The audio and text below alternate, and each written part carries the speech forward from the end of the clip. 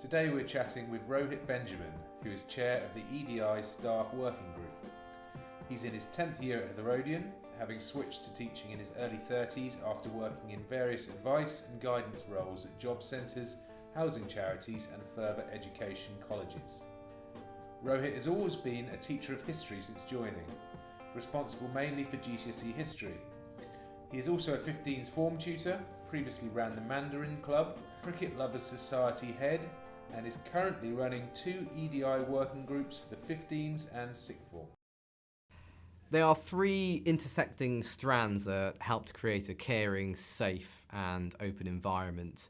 So if you think about something like equality, that's giving equal opportunities to people no matter where they're from, their background, and making sure that that opportunity is protected and they're not discriminated against wherever they may be. When it comes to diversity, it's recognizing the fact that we have diverse backgrounds, people from different places, different experiences, and not just tolerate difference, but we actually value that difference and we take it on board and again protect that difference. Finally, inclusion, I suppose that wraps all of that up. It's about one's experience within a school, a workplace, and in wider society is a positive experience. And again, you're kept on the inside no matter where you're from. On a practical level, I think actually having a variety of people contributing in different ways actually helps problem solving and ultimately makes an environment a happy place. So what changes have happened? Well, we've created an equality, diversity and inclusion staff working group. That's hovered between maybe 13 to 15 members of staff meeting on a semi-regular basis to actually raise these issues and decide what actions we can take to try and make the school a better place. Rolling on from that, we've created mirror working groups for the 6th formers and the 15s. I run those. We meet weekly on a Monday and a Thursday lunchtimes, and I try and find out what matters to the pupils and what things they want to discuss. So for example, we're looking at starting a blog for the school website called Let's Talk About. The 15s have come up with ideas for a student zine, which is going to be published. And in addition to that, one key thing has been the creation of focus groups. They've been run by Miss Osborne and Miss Mack from the 13s upwards up to the upper 6th.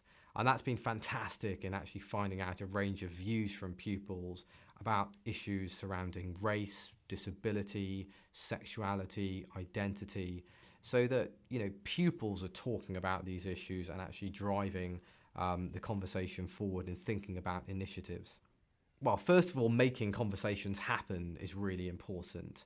Quite often around these issues, if I take one issue, one characteristic that's protected, for example, in law, we think about the issue of race. People feel uncomfortable talking about it. What terms do I use? How do I describe someone that's different? And if you don't start a conversation, you'll never come to an answer. And I think that's a really important starting point, that we actually have these conversations more regularly.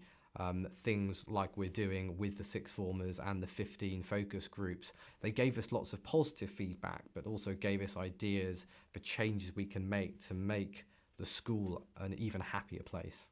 If I take history as an example, my subject, it's important that we look at where we're from, how we got there, and hopefully where we're going.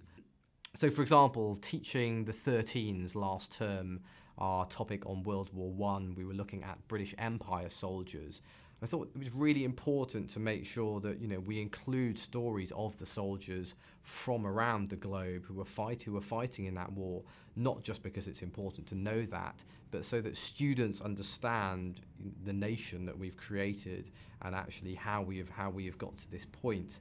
And I think it gives them a real deeper appreciation of the subject.